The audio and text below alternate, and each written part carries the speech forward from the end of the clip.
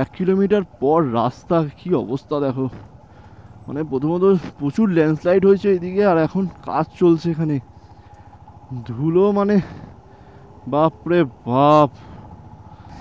সেলা lake কিন্তু যাওয়ার পথে অলরেডি কিন্তু স্নোফলস হতে শুরু করে দিয়েছে, অলরেডি কিন্তু মুখে চোখে এসে পড়ছে কিন্তু। এই দেখি, না না ডিস্টার্ব করছি না, এই দেখো ওই দেখো এই দেখো এই দেখো, ও ভয় পাচ্ছে ভয় পাচ্ছে। কুলফির উপর কেউ আইসক্রিম ছড়িয়ে দিয়েছে, মানে কুলফির উপর কেউ যেরকম হোয়াইট আইসক্রিমগুলো হয় না, সেইগুলো যেন ছড়িয়ে দিয়েছে। আপনারা কি গ্রুপ রাইড করছেন? বলছি ওনাকে মানে ওনাদের আপনাদের যে পিছনে যে আছে তার পিছনে কিন্তু একজন থাকুন, আই হোপ। মনে হচ্ছে আমি যতটুকু দেখলাম প্রবলেম হচ্ছে কিন্তু ওনার, যতটুকু উনি কিন্তু উঠতে পারছে না, একটু হয়তো নার্ভাস ফিল করছে, যাক মনে হলো আমার।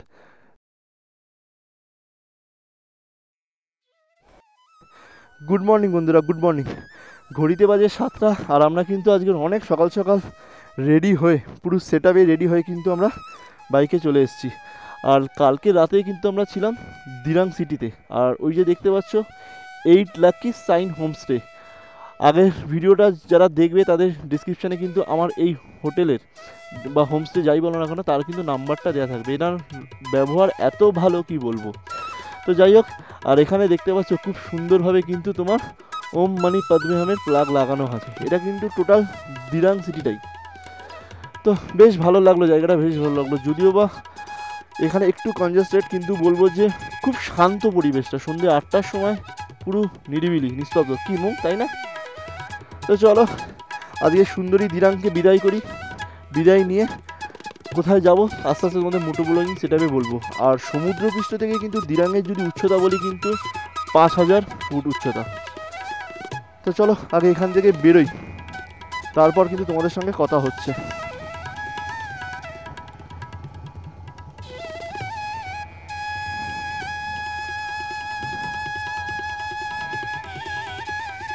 বেশ সুন্দর লাগছে কিন্তু, হ্যাঁ বেশ সুন্দর লাগছে, এই জন্যই মনে হয় একে সুন্দরী দিরাং বলে।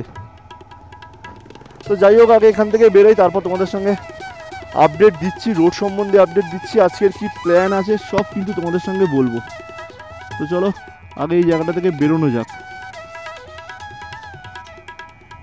দিরাং থেকে বেরিয়ে প্রায় 5 কিলোমিটার চলে এসেছি, আর এই 5 কিলোমিটারের মধ্যে কিন্তু 2 থেকে 3 কিলোমিটার কিন্তু প্রচণ্ড খারাপ রাস্তা ছিল, প্রচণ্ড অফরোডিং ছিল, আর এত পরিমাণে ল্যান্ডস্লাইড হয়েছে যে মানে রাস্তার কাজ কিন্তু ওরা বলছে বিগত 3-4 দিন ধরে নাকি রাস্তায় কাজ চলছে। তো যেটা বলছিলাম যে দিরাংয়ে কিন্তু উচ্চতা ছিল সমুদ্রপৃষ্ঠ থেকে 5000 ফিট উঁচুতে, আর আজকের কিন্তু তার ডবল হবে, মানে দুগুণ বেড়ে যাবে, একগুণ কিন্তু বেড়ে যাবে, মানে 5000 থেকে হয়ে যাবে তোমার 11500, মানে 10,000-এর থেকে একটু বেশি, দুগুণের থেকে একটু বেশি। তো আজকের কোথায় যাচ্ছি ভিডিও টাইটেল আর থাম্বনেল দেখে তো বুঝতে পেরেই গেছো, যেটা পারোনি বুঝতে সেটা হলেই দেখো রে পায়ে লেগেছে মনে হয়, এখানকার ডগগুলো বহুত কিউট। তো যেটা বলছিলাম, তো যেটা দেখাবো তোমাদের রাস্তার ভিউ থেকে শুরু করে কোথার মানে কোন রাস্তা থেকে যাচ্ছি কোথায় থাকছি কিন্তু সব বলবো। তো চলো আজ প্রথমে আগে রোড সম্বন্ধে তোমাদেরকে একটু আপডেট দিয়ে দিই। এখন যেই রোডটা দিয়ে যাচ্ছি ফার্স্ট অফ অল বলে রাখি, এটা কিন্তু NH37, আর আজকের কিন্তু আমাদের গন্তব্য হলো তাওয়াং ডিস্ট্রিক্ট। আজকে কিন্তু আমরা তাওয়াং ডিস্ট্রিক্টে ভিজিট করব। ওয়েস্ট কেমিংকে বিদায় জানিয়ে কিন্তু আজকে আমরা তাওয়াং ডিস্ট্রিক্টে এন্টার করে যাব। আর দিরাং থেকে যদি আমি তাওয়াংয়ের ডিস্টেন্স বলি তাহলে কিন্তু অ্যাপ্রক্স কিন্তু 135 কিলোমিটার। আর এই তাওয়াং যাওয়ার পথেই কিন্তু আমাদের খুব সুন্দর সুন্দর লোকেশান পড়বে। প্রথমেই পড়বে তোমার বৈশাখী আর্মি ক্যাম্প, যেটা তোমার 11,250 ফিট উচ্চতায়। তারপর কিন্তু পড়বে আমাদের মানে হিস্ট্রিক্যাল সবাই জানো যশবন্তগড়, আর তারপর আসছে তোমার সেলা লেক, সেলা টানেল, এবং সব পেরিয়েই আমরা কিন্তু পৌঁছাবো তাওয়াংয়ে। আর যেতে যেতে তো ওরকম অনেক সুন্দর প্রকৃতিকে দেখতে পারবো, মানে মানে ভাষায় না প্রকাশ করা যাচ্ছে না। মানে প্রতিদিন তোমাদের তো একই রকমের দেখাই যে পাহাড় দেখছি এই দেখছি, কিন্তু প্রত্যেকটা পাহাড়ের না বৈচিত্র্য আলাদা। তো এটা কিন্তু আজকের কিন্তু আমাদের জাস্ট রুট প্ল্যান, আর থাকার গন্তব্য কিন্তু আজকে তাওয়াংয়েই হবে। আর সেলা পাসের যদি আমরা উচ্চতারা বলি, সেলা পাস বা সেলা লেক যেটাই বলি না কেন, সেটা কিন্তু 13,000 ফিট উঁচুতে। আজকের কিন্তু আমরা কিন্তু অনেকটাই কিন্তু উঁচুতে আমরা উঠব। আমাদের পাশ থেকেই কিন্তু বয়ে গেছে কিন্তু কামিং রিভার। আর এখানে তোমাদের দেখো প্রত্যেকটা জায়গায় কিন্তু এরকম এই পেয়ার ফ্ল্যাগগুলো কিন্তু ঝোলে, বেশ সুন্দর লাগে কিন্তু। তোমরা তো আমার ভিডিও সকালেই আজকে দেখতে পেয়েছো যে দিরাং সিটিটা, মানে দিরাং যে টাউন বা মার্কেটটা কিভাবে ফ্ল্যাগ দিয়ে সাজানো ছিল। ওরা নাকি প্রত্যেক বছর ওটা চেঞ্জ করে ক্রিসমাসের সময়, মানে নিউ ইয়ার আসে ঠিক তার আগেই ওরা কিন্তু চেঞ্জ করে নেয়, প্রত্যেক বছর ওটা চেঞ্জ করে। আর এখানে প্রত্যেকটা জায়গায় কিন্তু তোমার এরকম এই ফ্ল্যাগ তোমরা দেখতে পারবে। তো চলো আস্তে আস্তে সামনের দিকে এগিয়ে যাই, আর এরকম সুন্দর প্রকৃতিকে কিন্তু ফিল করতে করতে আমরা তাওয়াংয়ের দিকে আস্তে আস্তে এগিয়ে যাই, যাতে জার্নিটা আজকে খুব সুন্দর হয়। এইসব রাস্তা যেন সেই ক্যালেন্ডারের পাতায় দেখতে পাই আমরা, আর আজকের কিন্তু চাক্ষুষ দেখতে পাচ্ছি। মাউন্টেনগুলো দেখেছো কি লাগছে, যেন একটার উপর একটা যেন উঠে পড়েছে। কালকের থেকে আজকের রাস্তা কিন্তু আরো বেশি সুন্দর হয়ে উঠেছে, যাকে বলে সুন্দরী রাস্তা, সুন্দরী। জেন্ডার কি হবে, সুন্দর না সুন্দরী জানি না। অনেক তো তোমাদের সাথে বক বক করেছি, এবার জাস্ট সামনের ভিউটা দেখো, জাস্ট একটু রাস্তার মজা নাও, ফিল নাও, আমার সাথে তোমরাও ফিল নাও। সাথে সুন্দর মিউজিক লাগিয়ে দেবো, অসম্ভব সুন্দর লাগবে।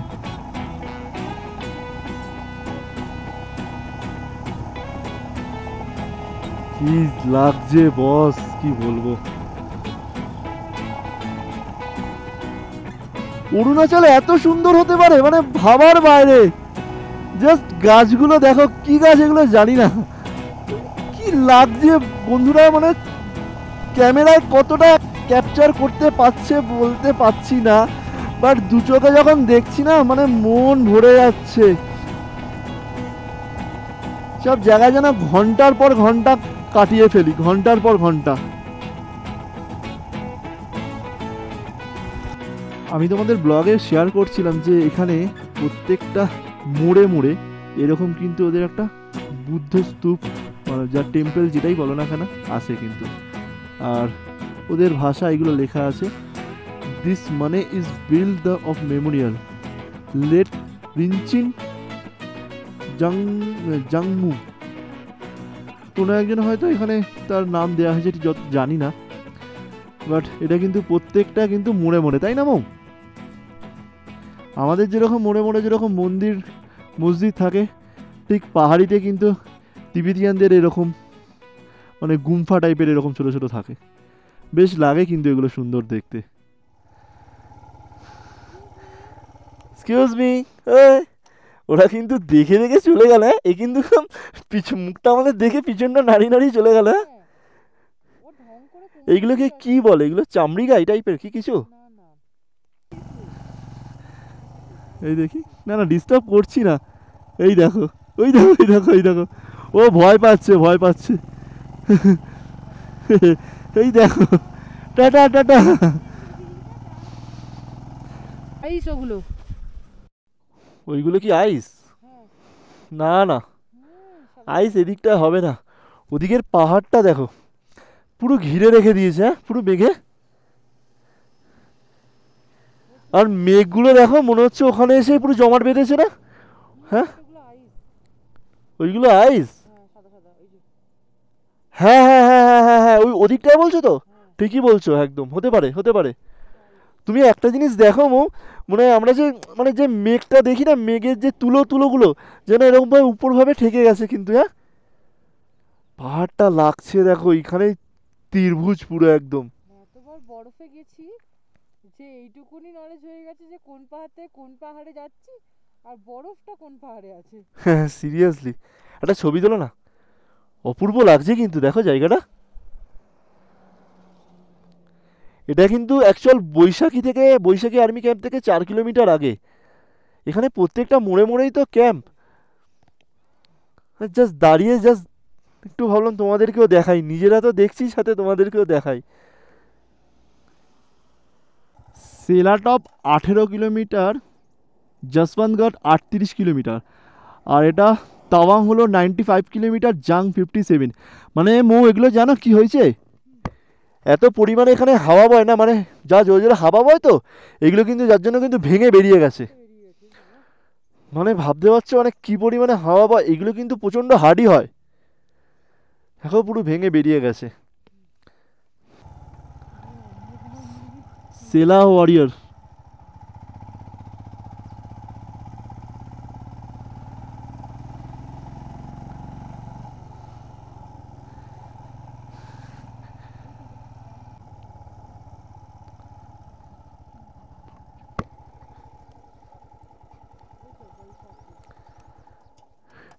বৈশাখী military station, Sela warrior, defending the nation. আমাদের 1962-এর যে যুদ্ধটা হয়েছিল, যেই জওয়ানদের কিন্তু যে হিস্ট্রি তোমরা জানো, যারা শহীদ হয়েছে তাদের কিন্তু এখানে সবার নাম থেকে শুরু করে রেজিমেন্ট থেকে শুরু করে সব কিছু আছে। জায়গাটা কিন্তু অসম্ভব সুন্দর। আর তোমাদেরকে আমি বলছিলাম যে দিরাং থেকে এ কিন্তু অ্যাকচুয়াল কিন্তু 35 থেকে 40 কিলোমিটার, আর এর কিন্তু অল্টিটিউডটা যদি বলি 11,246। আমি ঠিকই বলেছিলাম, 11,250। এখানে কিন্তু লাইন দিয়ে দেখো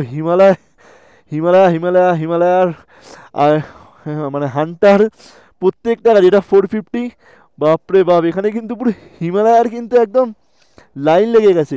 জানি না এখানে বাইকারদের নাকি এখানে রেন্ট দেওয়া হয় কি জানি। রাস্তা মাঝখান থেকে দুটো ভাগে ভাগ হয়ে গেছে, একটা তোমার যাচ্ছে সেনার টানেল হয়ে, আর একটা যাচ্ছে কিন্তু তোমার সেলা লেক হয়ে। যেহেতু আজকে আমরা তাওয়াংয়ে যাচ্ছি তাই জন্য আজকে আমরা সেলা লেক হয়ে যাব, আর যেদিনকে আমরা ফিরবো মানে তাওয়াং থেকে যেদিনকে আমরা দিরাংয়ের দিকে ফিরবো সেদিনকে আমরা টানেল হয়ে ফিরবো। এটা সব থেকে ভাবলাম বেস্ট অপশান হবে। তো চলো সেলা লেকের দিকে আস্তে আস্তে এগোনো যাক। আর টেম্পারেচার কিন্তু বেশ এখানে কমে গেছে, কিন্তু বেশ কমে গেছে, যত অল্টিটিউডে উঠছি টেম্পারেচার কিন্তু বেশ কমে গেছে। আর সবথেকে বড় ভুল আমি যেটা করলাম, মানে কি পাগল আমি যাকে বলে, ভালো হেলমেটটা থাকতে যেটা আমার ফগ লাগানো ছিল সেই হেলমেটটাকে না এনে আমি কি করলাম, অন্য একটা হেলমেট নিয়ে চলে এলাম। আর এখন আমার বহুত প্রবলেম হচ্ছে, পুরো আমার ভাইজার ফগে ভরে যাচ্ছে। খুব ভুল করলাম এটা। আমি কেন যে মানে এক্সরের হেলমেটটা আনলাম না, মাথায় আমার কি ঢুকলো কে জানে। উইন্টারে কিন্তু পুরো সেলা লেক কিন্তু পুরো বন্ধ থাকে, এই যে রাস্তাটা দেখছো এটা কিন্তু পুরো বরফে কিন্তু তোমার ঢাকা থাকে, যার জন্য কিন্তু টানেলটা করা হয়েছে। আর টানেলটা করাতে একটা সুবিধা হয়েছে কি, তুমি মানে যে কোনো সিজন বলতে অ্যাকচুয়াল উইন্টারের কথাই বলছি, উইন্টারে কিন্তু তুমি কিন্তু তাওয়াং ভিজিট করতেই পারবে। তখন তোমাকে কিন্তু সেলা লেক থেকে ভিজিট করতে দেবে না, সেলার টানেল হয়ে তোমায় যেতে দেবে। সেলা লেক কিন্তু যাওয়ার পথে অলরেডি কিন্তু স্নোফলস হতে শুরু করে দিয়েছে, অলরেডি কিন্তু মুখে চোখে এসে পড়ছে। কিন্তু ল্যান্ডস্লাইড হয়েছে কিভাবে দেখো, সর্বনাশ। ওরে বাবা রে, উফ, কি ঠান্ডা রে। সান্দাকপু যাওয়ার পথে ধোত্রে চিত্রে যেগুলো পড়ে না, সেই সব জায়গাগুলোর কথা মনে পড়ে যাচ্ছে। কিচ্ছু দেখা যাচ্ছে না, পুরো ঘন মেঘে ঢেকে গেছে পুরো। আর এগুলো কিন্তু পুরো টোটালটাই ল্যান্ডস্লাইড জল, দেখো কিভাবে পাথরগুলো ভেঙে ভেঙে পড়েছে দেখো।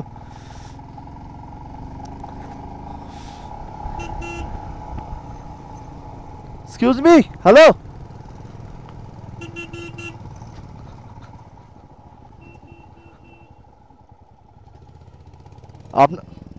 আপনারা কি গ্রুপ রাইড করছেন?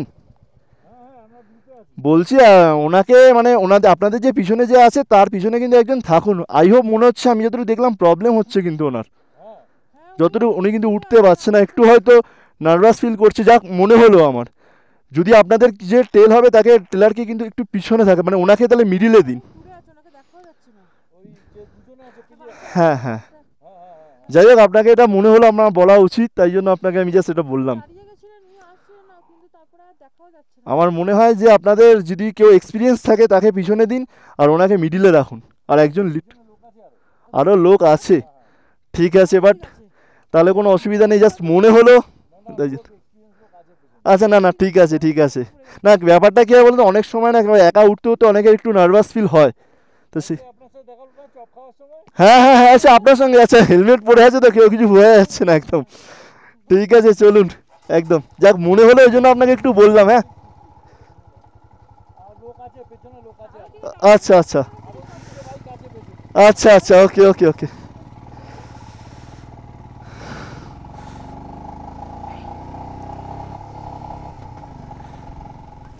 প্রত্যেকটা স্বপ্ন না খুব ধাপে ধাপে আমি পূরণ করছি।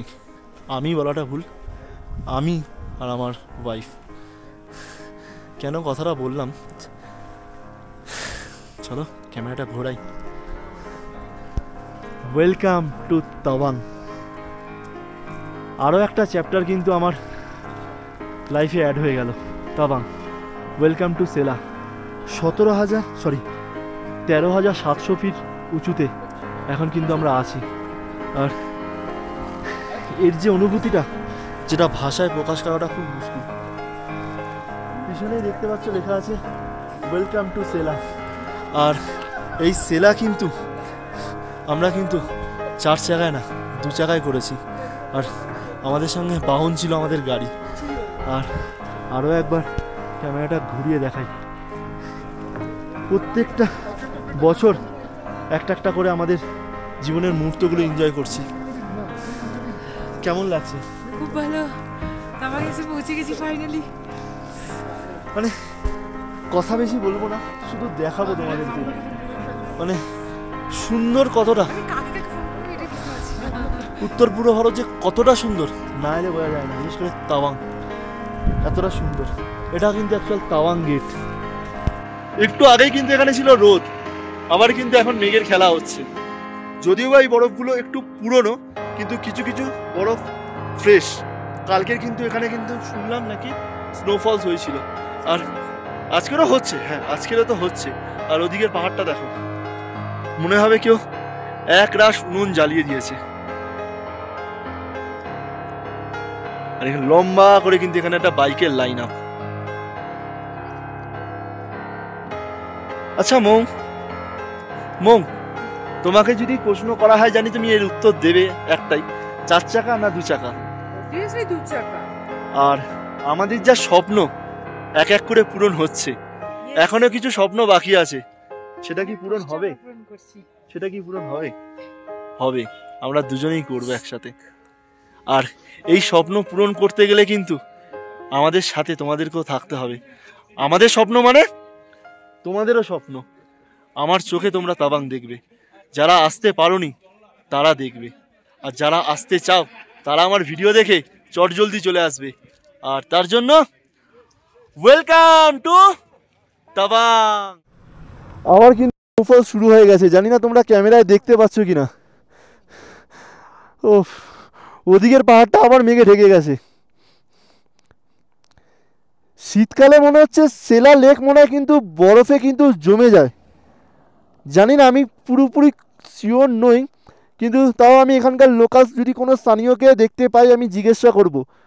এই লেকটা নাকি শীতকালে নাকি জমে যায়, আমি শুনেছি, তাও আমি শিওর নই। আর দেখো কী হারে কিন্তু স্নোফলস হচ্ছে দেখো। আর ওই যে মাউন্টেনটা দেখতে পাচ্ছ, ওই মাউন্টেনটা থেকে কিন্তু কালকের রাতে স্নোফলস কিন্তু ফ্রেশ স্নোফলস পড়েছে। অসম্ভব সুন্দর লাগছে কিন্তু এই লেকটা, অসম্ভব সুন্দর। যেন কুলফির উপর কেউ আইসক্রিম ছড়িয়ে দিয়েছে, মানে কুলফির উপর কেউ যেরকম হোয়াইট আইসক্রিমগুলো হয় না, সেইগুলো যেন ছড়িয়ে দিয়েছে। এখন আছি আমরা যশবন্তগড় ওয়ার মেমোরিয়ালে। সেলাবাস থেকে প্রায় 20 কিলোমিটার অতিক্রম করে আমরা এখানে এসে পৌঁছেছি। তো আজকের কিন্তু তোমাদের সঙ্গে একটা ইতিহাস শেয়ার করে নেব।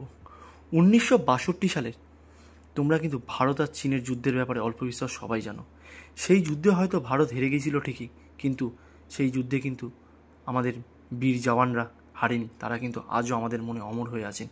সেই বীর জওয়ানদের মধ্যে এক জওয়ানের কথাই কিন্তু আজকে তোমাদের সঙ্গে শেয়ার করব। তিনি হলেন স্যার যশবন্ত সিং রাওয়াত। তো কে যশবন্ত সিং রাওয়াত জানতে হলে আমাদের একটু পিছনের দিকে যেতে হবে। 1941 সালে 17ই আগস্ট অবিভক্ত ভারতে উত্তরাখণ্ডে জন্ম হয়েছিল স্যার যশবন্ত সিং রাওয়াতের, এবং 1960 সালে 19 বছর বয়সে ইন্ডিয়ান আর্মিতে তিনি কিন্তু জয়েন করেন, এবং তার সাথে তিনি কিন্তু 4th গাড়োয়াল রাইফেল ব্যাটালিয়ন হিসাবে তিনি যুক্ত হয়।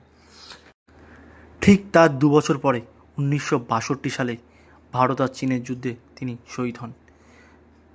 এবং ঠিক কী কারণে চীনের সঙ্গে ভারতের যুদ্ধ হয়েছিল তার মেন একটাই হলো, চীন চেয়েছিল ভারতের অরুণাচল প্রদেশ দখল করার জন্য, কিন্তু সেটা তারা করে উঠতে পারেনি।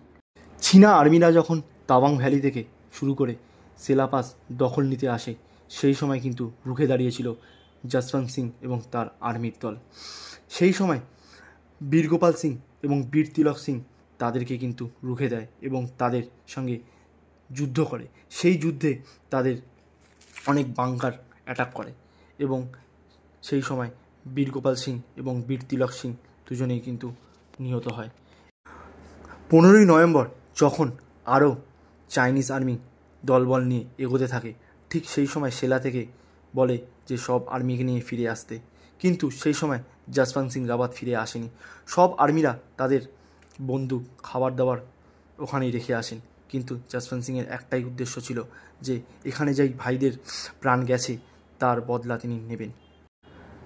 টানা 72 ঘন্টা এই যুদ্ধ হয়, এবং এই যুদ্ধে কিন্তু যশবন্ত সিংকে সাহায্য করেছিল সেখানকারই স্থানীয় 2টি মেয়ে, এক সেলা, 2 নুরা আর সেলা মিলে কিন্তু যশবন্ত সিংয়ের খাবারের বন্দোবস্ত করেছিল, এবং যশবন্ত সিং একা 300 চীনা আর্মিকে ধূলিসাৎ করে দেয়। ঠিক সেই সময় তারা নুরাকে ধরে ফেলে, এবং অকথ্য অত্যাচারের পর নুরা কিন্তু তাদের কাছে সব বলতে বাধ্য হয়। চাইনিজ আর্মিরা যখন জিজ্ঞাসা করে উপরে কতজন ইন্ডিয়ান আর্মি আছে, তখন নুরা বলে ওখানে একজনই ইন্ডিয়ান আর্মি আছে, আর সেটা শুনে কিন্তু চাইনিজ আর্মিরা আরও রেগে যায়। তারা ভাবতে থাকে যে একা একটা আর্মি কিভাবে তাদের চীনা সৈন্যদেরকে এইভাবে মেরে ফেলছে, এবং তারা নুরাকে ওখানেই হত্যা করে, এবং আস্তে আস্তে দলবল নিয়ে তারা যশবন্তগড় পুরো ঘিরে নেয়। আর ঠিক সেই সময় চীনা আর্মিরা কিন্তু সেলাকেও মেরে ফেলেছিল। সর্বশেষে স্যার যশবন্ত সিং রাওয়াত চাইনিজ আর্মির হাতে ধরা না দিয়ে তিনি নিজের গুলিতে নিহত হন। এই ছিল বীর যোদ্ধাদের কাহিনী। তাই সবশেষে বলতে ইচ্ছা করছে ইন্ডিয়ান আর্মির জন্য, এই বীর যোদ্ধাদের জন্য জয় হিন্দ, বন্দে মাতরম। তো এই ছিল আমাদের যশবন্তগড় ওয়ার মেমোরিয়ালের হিস্ট্রি। যতটা পেরেছি আমি তোমাদের সঙ্গে হিস্ট্রিটাকে শেয়ার করেছি। আর সত্যি কথা বলতে যখন নিজেই ভিডিওটা বানাচ্ছিলাম না, গায়ে কাঁটা দিয়ে উঠছিল, যে আমার ভেবে গায়ে কাঁটা দিয়ে উঠছিল। কিন্তু 1962 যখন ঘটেছিল, 21 বছরের একটা ছেলে কীভাবে 300 সেনার রাতের ঘুম উড়িয়ে দিয়েছিল। দুপুরে লাঞ্চ করলাম আজকে কটার সময়, 3:40 নাগাদ লাঞ্চ করলাম। আর এখন এখান থেকে যাব আমরা তাওয়াং সিটিতে। এখান থেকে তাওয়াংয়ের ডিস্টেন্স আরও 30 কিলোমিটার মতো। ওখানে একজন দিদিকে ফোন করে রেখেছি, যেই রেস্টুরেন্টে আমরা খেতে গেছি সেখান থেকে ওনারা হেল্প করেছে আমাকে। তো ওই পারমিটের জন্য, বুমলা পাসে পারমিটের জন্য আমরা বলেছিলাম যে বুমলা পাস আমরা কালকেরই যাব।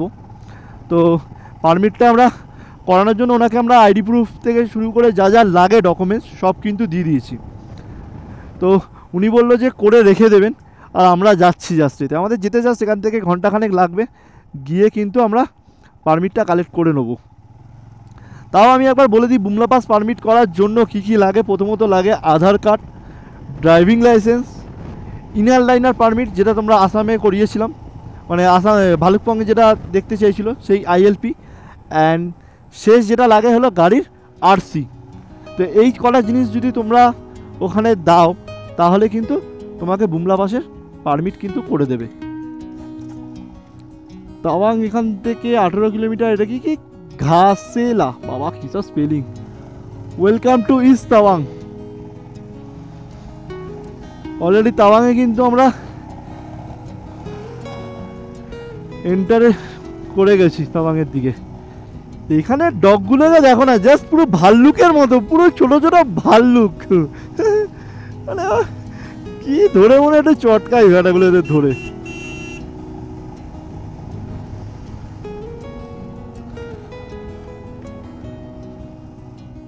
আজ তো দেখলে তোমরা দিরাং থেকে তাওয়াংয়ের জার্নিটা, আর এখন কিন্তু আছি আমরা পুরো তাওয়াং সিটিতে। পিছনটা দেখতেই পাচ্ছ বেশ ঝলমল করছে কিন্তু। আর ভিডিওটা আমি বাইরে থেকে দাঁড়িয়ে কেন করছি, ঘড়িতে এখন বাজে 8:30, অলমোস্ট মানে 99% দোকান কিন্তু বন্ধ। এখানে তোমাকে রাতের ডিনার কিন্তু 8টার মধ্যে করে নিতে হবে, না হলে কিন্তু তোমরা কেউ কিচ্ছু পাবে না। কেউ যদি তাওয়াংয়ে থাকো কিচ্ছু পাবে না, নাথিং। আমার এই দুটো হোটেলই পাশাপাশি দেখলাম, বেশ রাত্রেবেলাতেও ঝলমলে হয়ে উঠেছে। তো এখানেই ভিডিওটা শেষ করলাম। কালকের কিন্তু আবার একটা নতুন জার্নি আছে, আর এই জার্নিটা কিন্তু হবে ধামাকাদার জার্নি। তো প্রত্যেকটা সিরিজ কিন্তু তোমরা দেখবে, না হলে কিন্তু কোনোটার সঙ্গে কোনোটা তোমরা লিঙ্ক খুঁজে পাবে না। তো শুভরাত্রি। ব্লগটা কেমন লাগলো অবশ্যই তোমরা জানিও, যদি কোনো ভুল ত্রুটি থেকে থাকে সেটাও জানিও, তাহলে যাতে চেষ্টা করব নেক্সট কোনো ভিডিওতে আরও ভালো করে আপডেট দেওয়ার। তো চলো ভিডিওটা এখানে শেষ করলাম। টাটা, গুড নাইট, দেখা হচ্ছে নতুন আবার একটা ভিডিওতে। বাই।